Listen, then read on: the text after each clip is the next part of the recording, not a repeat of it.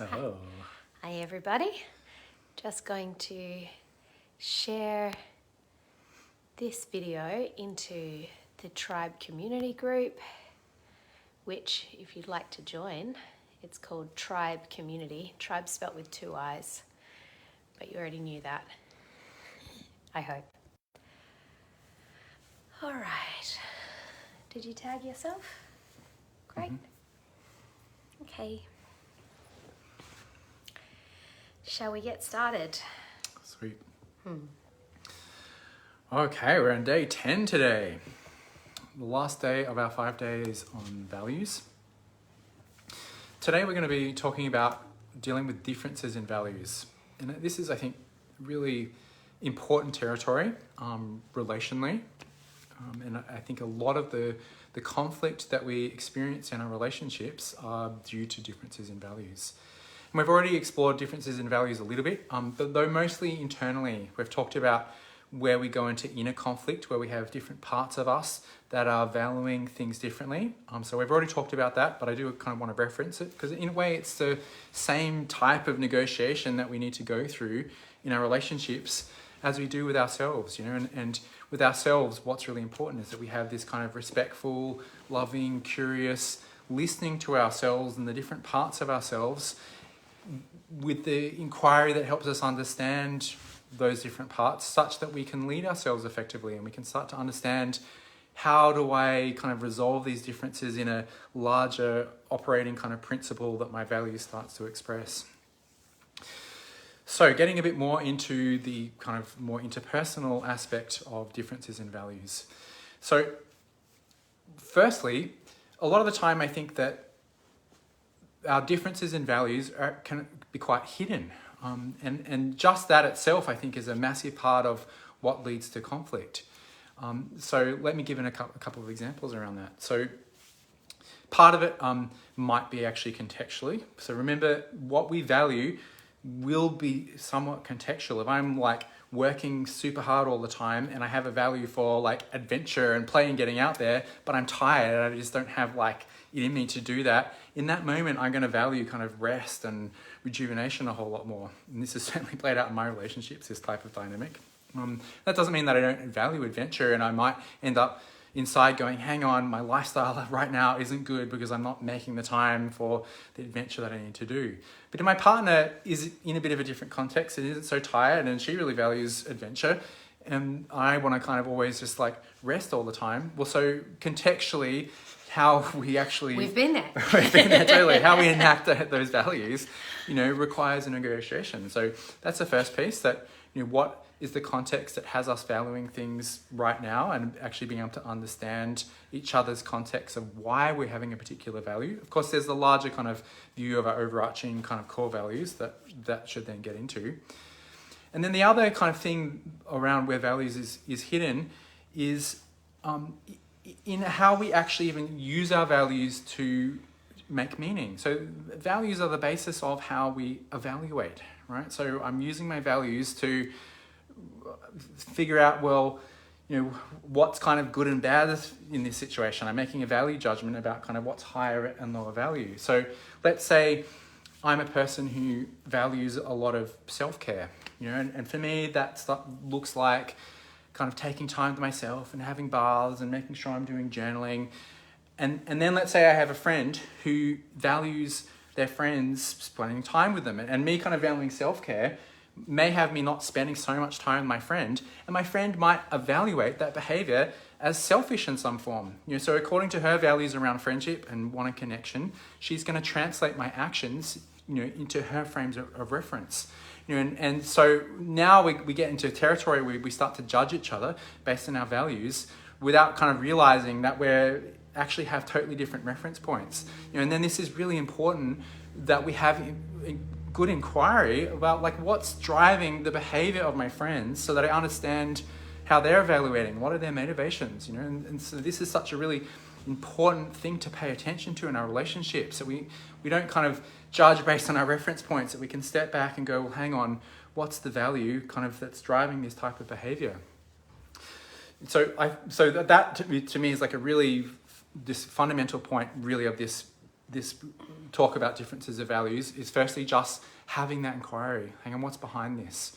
You know, so it's kind of a little bit, you know, kind of in the iceberg under the water, right? Like why is this behavior occurring? The behavior is what we see, but underneath it is the value. And quite often we need to kind of have curiosity, you know, and openness to understand what that value is.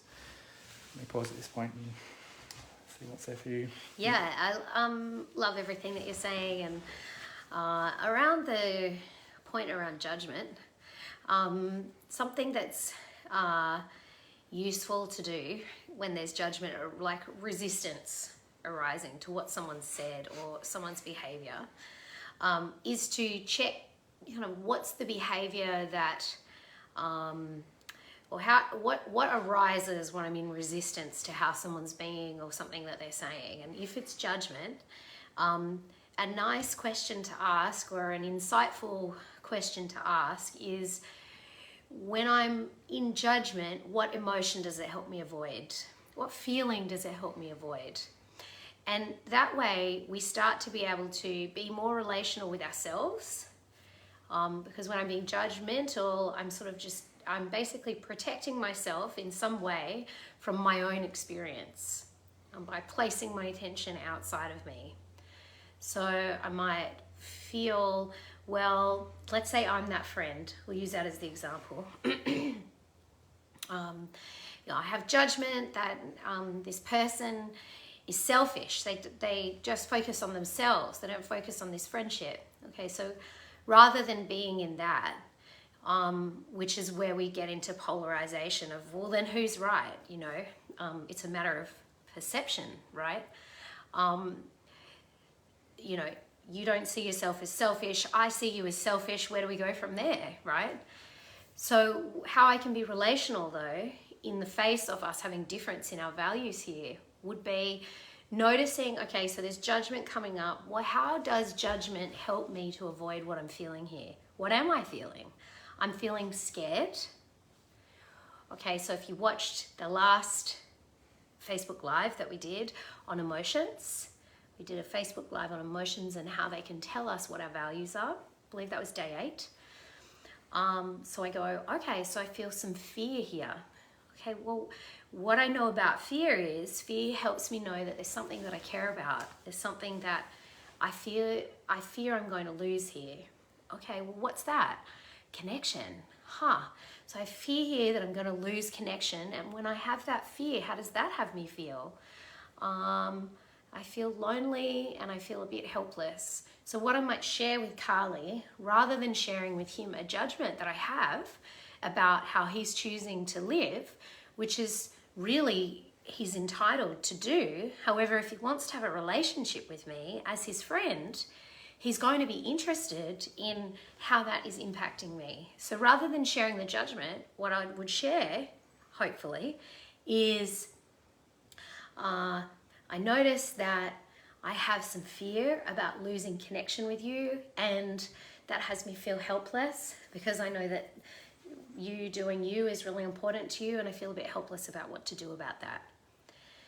So now we have an us problem versus you're the problem, because you have this value that you call self-care, and it's just a cover for selfishness, right? Which is what the voice can say when it's protecting me from feelings. And now we have an us problem. It's a we problem now, because it's a problem that is about our relationship, which is about us. It's about how I feel in our relationship. And if I matter to, or if the relationship matters, that's more to the point. If the relationship matters to Carly, then Carly will be curious about that and will want to find ways to at least have me experience some type of security in the relationship or assurance, rather than us getting into a conversation about whether it's selfish or not and whose value is more important. Yep, nice.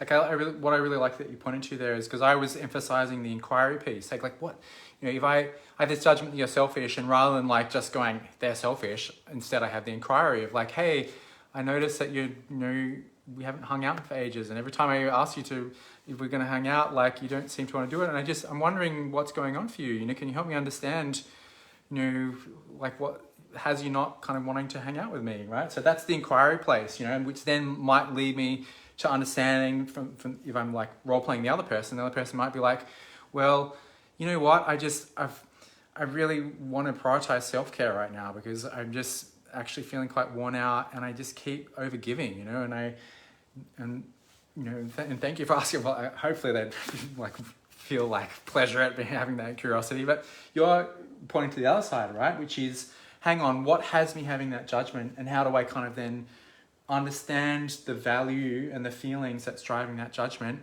And then that can even have me saying things like, well, you know, I value our connection and I value the time that we spend together, you know, and that's now about me, and it's going to also, like the examples of the language you're giving, have much less likelihood that the person is going to get defensive, you know. So actually owning our values, you know, making it about us, also I think kind of can really help us ask for things that we want in a way that kind of is more likely to land.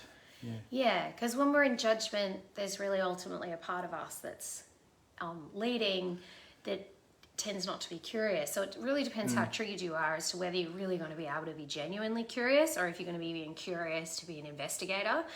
I'm definitely have an investigator part that will look curious but isn't curious, is actually like trying to prove that I'm right in some way.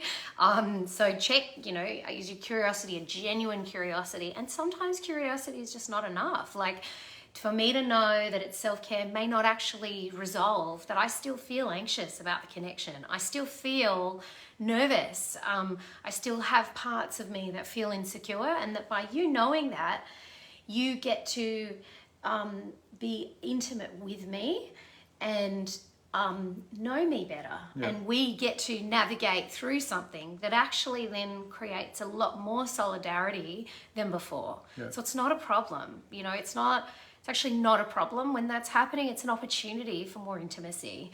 And the more that you can be self-owned in it, if it's a healthy relationship, the other person will want to know those things about you.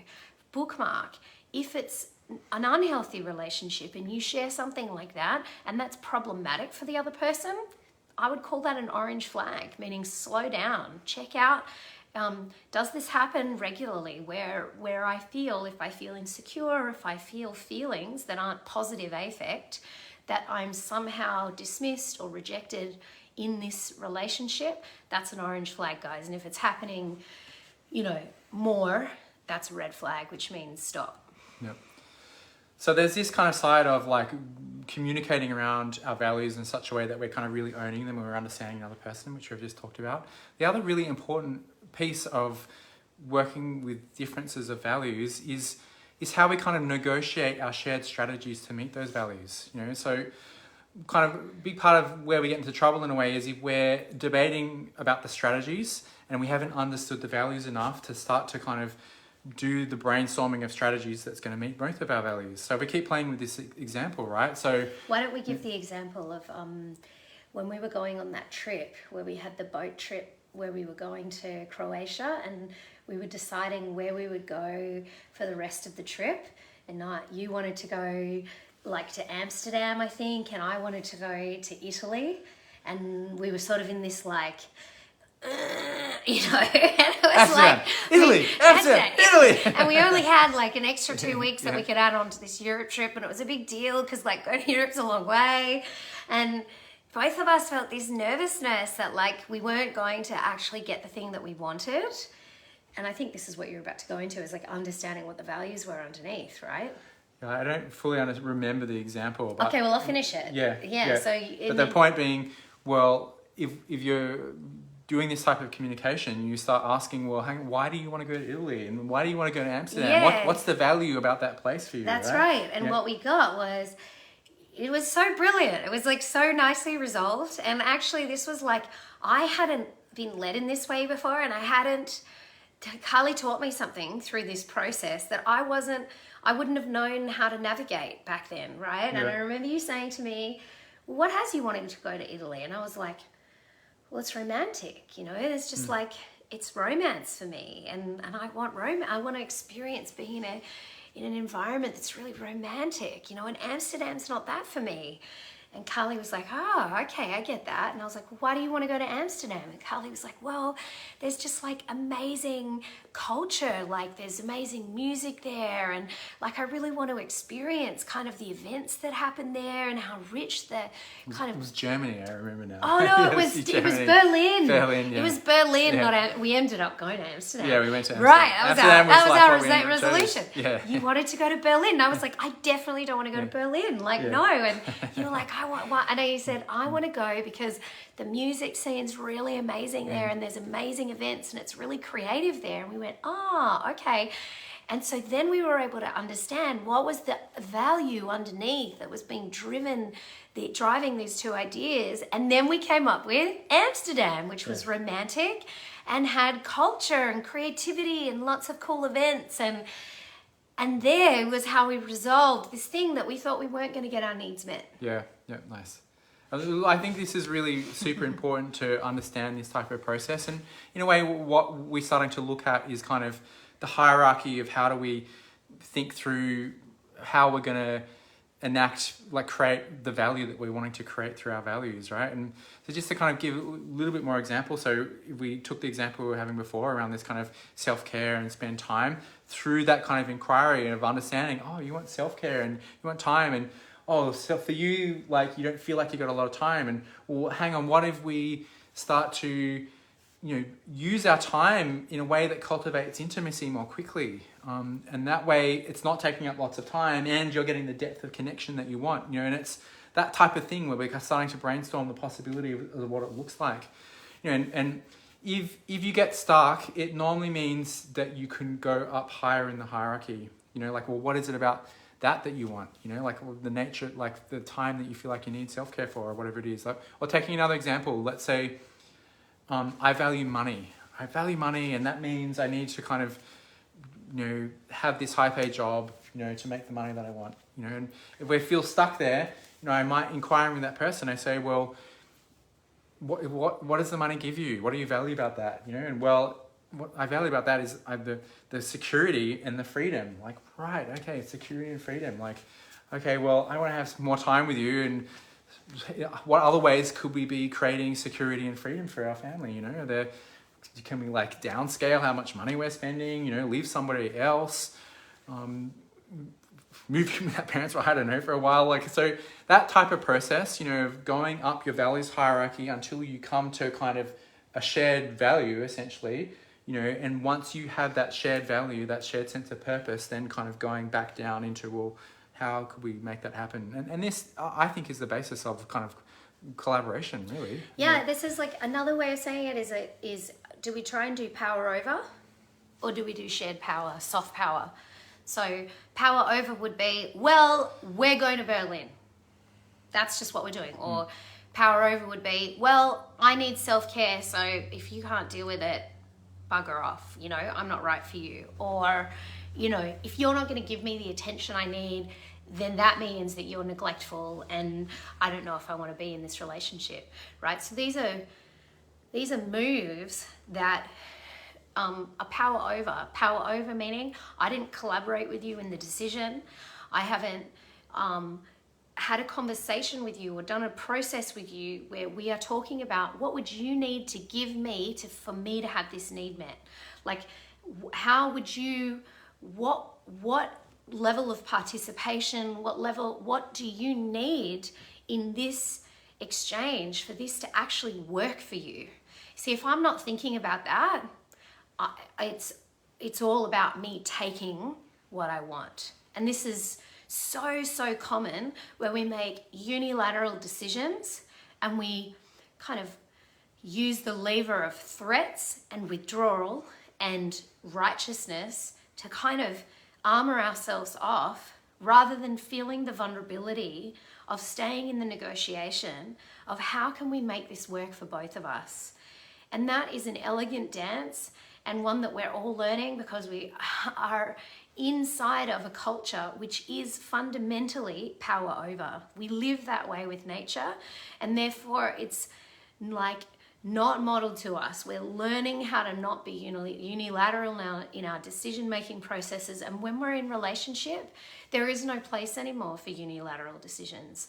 We're in community with one another, which means that my decisions impact you and your decisions impact me. And therefore living relationally means I care.